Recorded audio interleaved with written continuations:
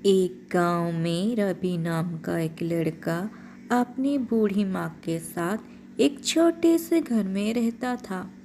रवि अपना पढ़ाई पूरी कर चुका होता है और उसके बाद वो शहर में जॉब के लिए अप्लाई कर देता है।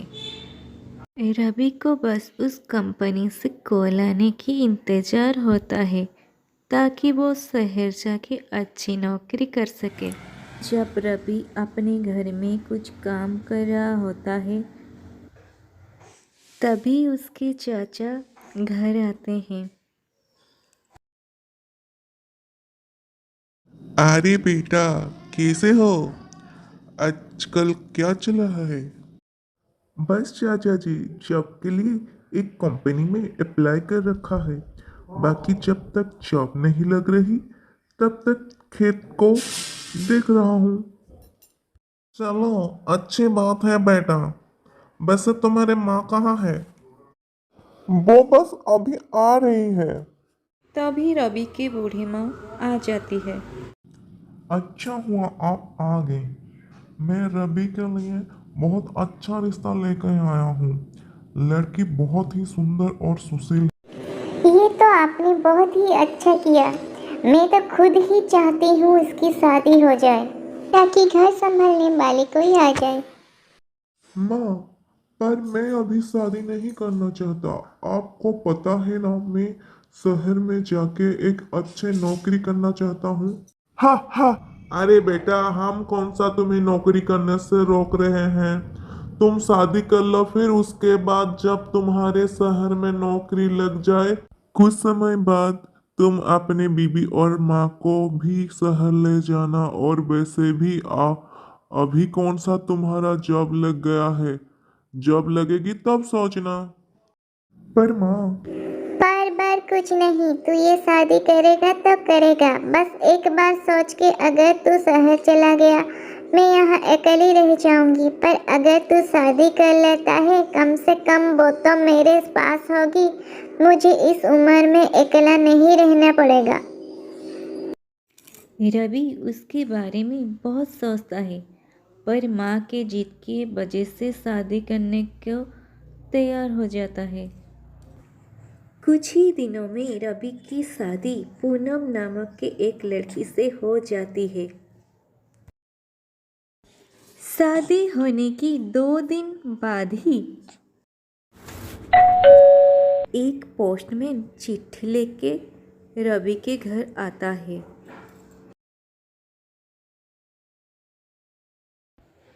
चिट्ठी पढ़कर रवि खुशी से उछलने लगता है।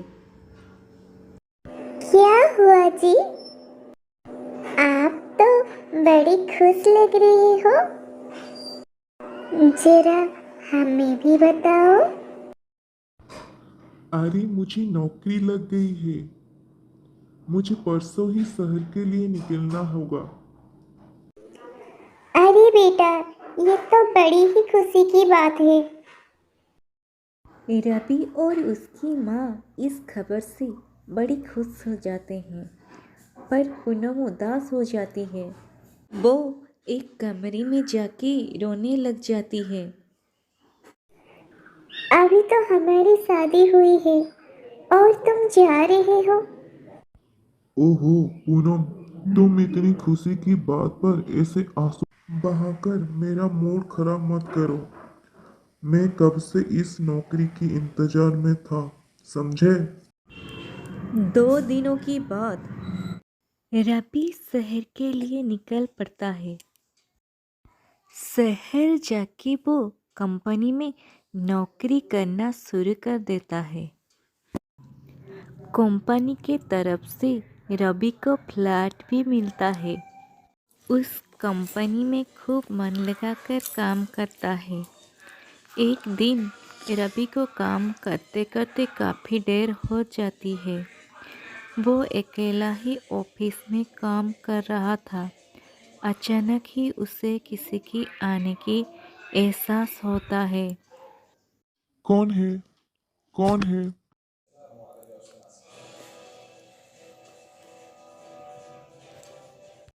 हेलो, मेरा नाम नीलम है। मैं पास वाले ऑफिस में नाइट शिफ्ट काम करती हूँ। मैं ऐसे ही चाय पीने बाहर आई थी तो मुझे लगा यहाँ कोई है, तो मैं देखने आ गई। अच्छा, तो ये बात है। रवि और नीलम की अच्छी दोस्ती हो जाती है। रवि नीलम से मिलने के लिए अक्सर देर रात तक ऑफिस में काम करता है। कुछ ही दिनों में रवि नीलम को पसंद करने लग जाता है। वो ये बात नीलम को बता देता है। रवि बिल्कुल भूल जाता है कि वो शादीशुदा है। वह हर वक्त नीलम के बारे में ही सोचता रहता है। नीलम भी मन ही मन में रवि को पसंद करती है। एक रात रवि जब अपने घर होता है तभी वहाँ नीलम रोते हुए आ जाती है। क्या हुआ नीलम? तुम रो क्यों रहे हो? सब ठीक तो है ना? नहीं रवि, वो पापा। क्या हुआ पापा को? ठीक से बताओ, मुझे कुछ समझ नहीं आ रहा। वो पापा कल मुझे चंडीगढ़ ले जा रहे हैं। उनको हमारी बारे में पता चल गया, इसीलिए मेरा रिश्ता पक्का कर दिया है। हे भगवान, मैं अभी उनसे जाके बात करता हूँ। नहीं नहीं, तुम कहीं मत जाओ।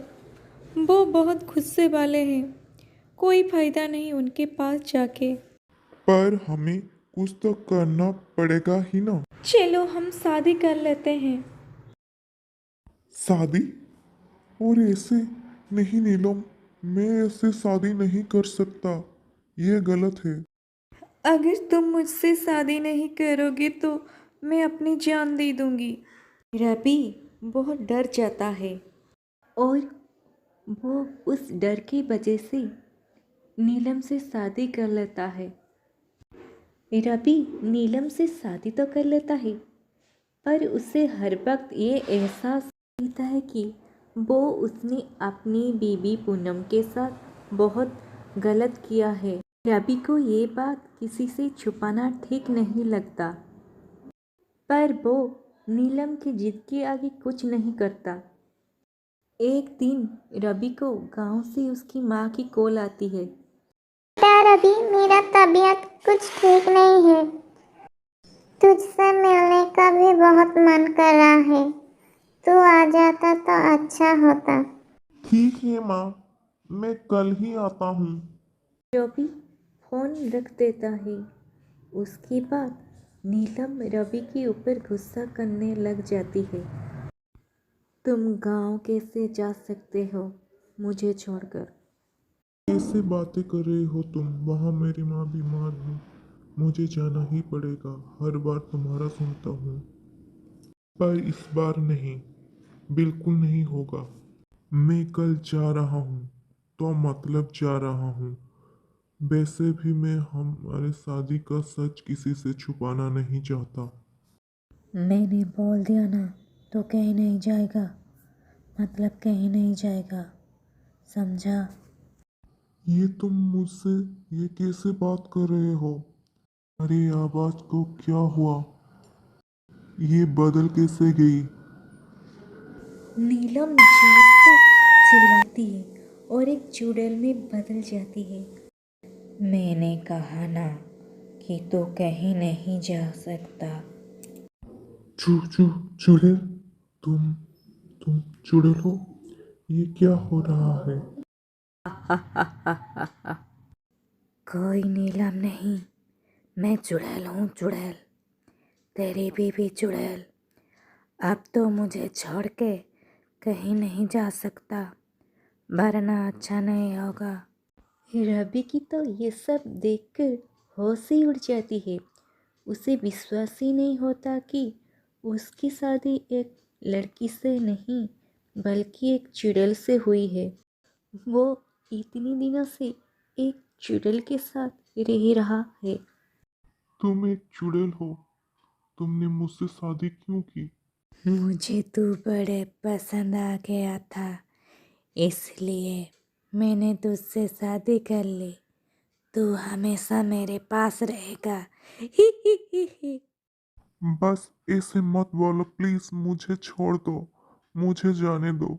हा हा, कहीं नहीं जाएगा तो। रवि भागने की कोशिश करता है तो चुड़ैल उसे हवा में उड़ाकर वापस बेड पर गिराकर पटक देती है। रवि बेचारा उस चुड़ैल के साथ घर में फंस जाता है। रवि पर नजर रखती थी। रवि बड़ा ही परेशान हो जाता है। उसकी माँ उसे गांव से बार बार फ़ोन करती है, पर चुड़ैल रवि को उसका फ़ोन भी नहीं उठाने देती थी। मुझे एक बार अपनी माँ से बात करने दो, वो बीमार है, वो मेरा इंतज़ार कर रही होगी, प्लीज़ मुझे छोड़ दो। भूल जा अपनी माँ को और चुपचाप मेरे साथ रहे, वरना अच्छा नहीं होगा। रवि को कुछ समझ नहीं आता है कि कैसे अपनी माँ से बात करें और कैसे उस चुड़ैल से बचकर वहाँ से भागे। एक दिन बड़े मुश्किल से रवि अपनी माँ को फ़ोन मिलाता है और उनको सब बताने वाला होता है कि तभी पीछे से चुड़ैल आ जाती है। मैंने मना किया था ना किसी से बात नहीं करनी, तो फिर तुमने ऐसे क्यों किया? बेटा, कौन औरत है तेरे साथ? और तू इतने दिनों से मेरी फोन क्यों नहीं उठा रहा? लाइए माँ जी, मुझे फोन दीजिए, मैं बात करती हूँ उनसे। पूनम अपने सास से फ़ोन ले लेती है। रवि से दूसरी औरत के बारे में पूछने लगती है, पर रवि डर की वजह से एक शब्द नहीं बोल पाता। आप चुप क्यों हो? बताओ मुझे, कौन है आपके साथ? आप हमसे क्या छुपा रहे हो? बताता क्यों नहीं, अब तो मेरे साथ है, अपनी बीवी के साथ। बीवी? हे भगवान! चुड़ैल फोन को जमीन पर फेंक के मारती है और फोन टूट जाती है। पूनम दोबारा फोन मिलाती है, पर रवि का फोन लगता ही नहीं। रवि का बहुत दिनों तक फोन नहीं लगता, ना ही उसका कॉल आता है। पूनम को रवि का दूसरी शादी का ऐसा गहरा सदमा लगता है कि वो आत्महत्या कर लेती है। मरने के बाद पूनम चुड़ैल में बदल जाती है। अब मैं उस रवि से अपनी मौत का बदला लूंगी। उसकी वजह से मुझे मरना पड़ा, इसी वजह से मुझे शादी का सुख नहीं मिला। पूनम चुड़ैल बनकर रवि के घर पहुंचती है, पर वहां पे पहले से ही एक चुड़ैल को देखकर हैरान हो जाती है। तू यहाँ क्या कर रही है?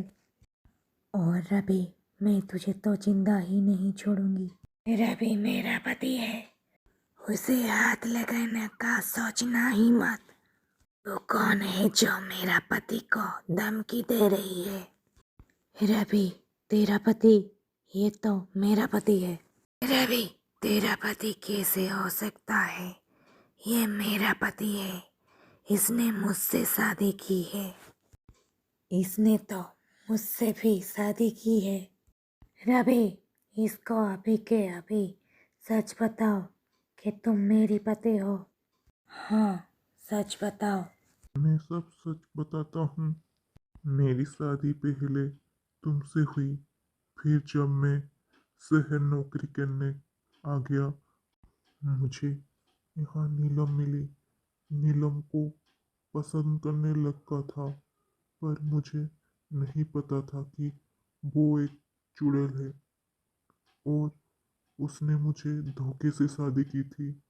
मैं कब से इसी घर में कैद हूँ। मेरे पास मेरा फोन तक नहीं है। मैं तो खुद ये सच सबको कब से बताना चाह रहा था, पर मैं बहुत बुरा फंस गया था। अच्छा, तो तू मुझसे शादी करके फंस गया। मैं जिंदा नहीं छोड़ूंगी। ऐसे कैसे मार देगी? ये मेरे पति है, मैं उनको कुछ नहीं होने दूंगी। ये मेरा भी पति है, मैं उसे मारूं या कुछ भी करूं। दोनों चुड़ैल की आपस में लड़ाई हो जाती है। नीलम रवि को मारने की कोशिश करती है, पर पूनम उस चुड़ैल को रोक लेती है। आखिर में पूनम नीलम को अपने साथ ले जाती है और हमेशा नीलम से पति की रक्षा करती है।